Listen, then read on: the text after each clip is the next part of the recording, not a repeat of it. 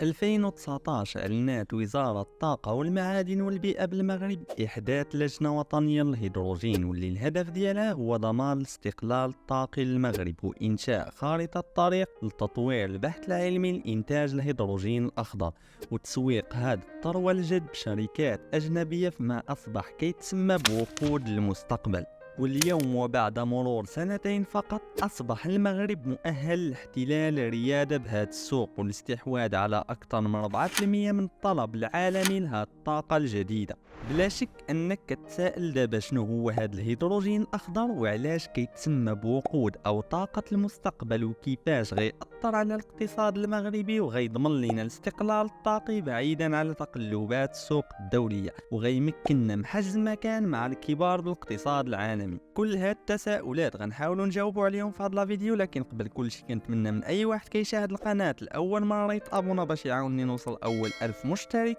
ويخلي جيم وكومونتير الى عجبو الموضوع ديال اليوم. الهيدروجين الاخضر هو نوع من الوقود كيتم انتاجه عن طريق تقسيم جزيئات الماء H2O الهيدروجين واكسجين باستخدام عمليه كيميائيه كيتستخدم فيها تيار كهربائي ناتج عن مصادر متجددة كالرياح والشمس في إطار عملية كتسمى بالتحليل الكهربائي. المميز في هذه العملية هي أنها صديقة للبيئة وما كتخلفش انبعاثات كربونية. للمعلومة فهناك أنواع عديدة من الهيدروجين اللي كيتم فيها أو اللي كتميز بكونها كتستعمل الطرق اللي كتخلف لنا انبعاثات كربونية وكتكون غير صديقة للبيئة كالهيدروجين الرمادي أو الهيدروجين الأزرق.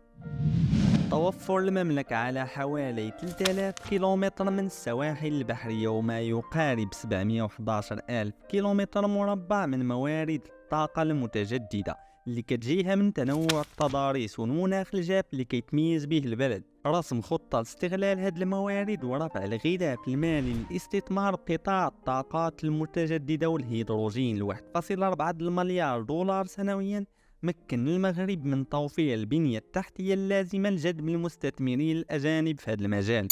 الشيء بالشيء يذكر إعلان شركة فيردي هيدروجين الأمريكية واللي كتعتبر شركة رائدة بإنتاج الهيدروجين الأخضر توقيع اتفاقية لتطوير وتشغيل مشروع الآليات التحليل الكهربائي بالمغرب بقدرة 2 ميجاوات واللي من المتوقع يكون جاهز في أوائل العام المقبل، ما هي إلا دليل على فرص المغرب بالنجاح في هذا القطاع. 2021 تبنى المغرب خطة اللي هدفها إنتاج حوالي 3 مليون طن من الهيدروجين الأخضر بحلول 2030، وفي أفق نفس السنة المغرب كيهدف للحصول على حوالي 52% من الطاقة الكهربائية اللي كيحتاجها عن طريق الطاقات المتجددة واللي حاليا كتبلغ معدل 38%. امتلاك المملكة أكبر مزرعة للطاقة الشمسية المركزة بالعالم بورزازات وواحدة من أكبر مزارع الرياح بالعالم بالطرفاية كتشجع العديد من المستثمرين في الهيدروجين الأخضر لحط الرحال بالمغرب، واللي من أبرزهم بنك التنمية الألماني اللي كيمول مصنع الإنتاج الهيدروجين الأخضر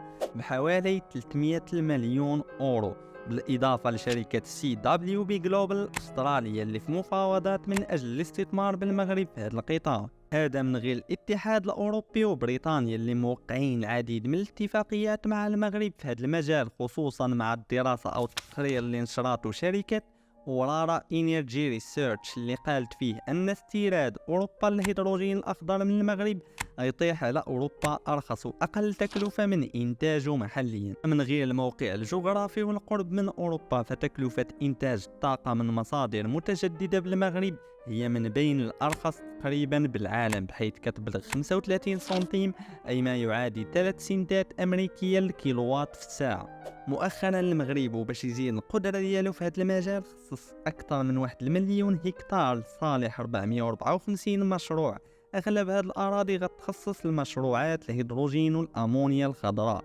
وحوالي 93% من الاستثمارات بهذه الأراضي تكون مخصصة لمشاريع الطاقة. فماشي مفاجئ أن الوكالة الدولية للطاقات المتجددة إيرينا توقع أن المغرب يحتل المركز الرابع ضمن الدول المرشحة لأن تصبح منتج رئيسي للهيدروجين الأخضر بحلول 2050، الشيء اللي كيعني أن الإنتاج المغربي يمثل حوالي 12% من استخدام الطاقة العالمي. بلا شك أنها الثروة اللي كيملكها المغرب وكمية العروض اللي كيتلقاها من عند المستثمرين في هذا القطاع ترجع بالإيجاب على الاقتصاد المغربي، فحسب تقرير نشرات الشرق بلومبيرغ الإيرادات السنوية للطلب على الهيدروجين الأخضر غتوصل ل 22 مليار درهم، أي ما يعادل 2.1 المليار دولار سنويا بحلول 2030، وغترتفع ل 330 مليار درهم بحلول سنة 2050. هذا الشيء غيمكن المغرب من توفير العملة الصعبة وتخفيض عجز الميزانية ونقص تكلفة الطاقة اللي حسب بيانات مكتب الصرف كتكلف المغرب حوالي 15 مليار دولار، واللي ارتفعت مؤخرا مع الأزمة العالمية ب 104%، كما أنه غيوفر فرص شغل كثيرة وغينقص نسبة البطالة بالمغرب. السؤال المطروح هو واش غتكون هاد الطاقة هي طوق النجاة اللي غتمكننا من التحرر من تقلبات البترول والغاز بالسوق الدولية، وغتمكننا من التخلص من هاد المادتين الحيويتين بالبلاد وتعويضهم بالهيدروجين الاخضر. هادشي اللي كاين في هاد الفيديو، ما تنساوش تخليو الاجوبه ديالكم في كومونتير، دعموني بابوني في القناه نوصل اول 1000 مشترك جيم، وبارطاج الى عجبكم الموضوع ديال اليوم، والسلام عليكم.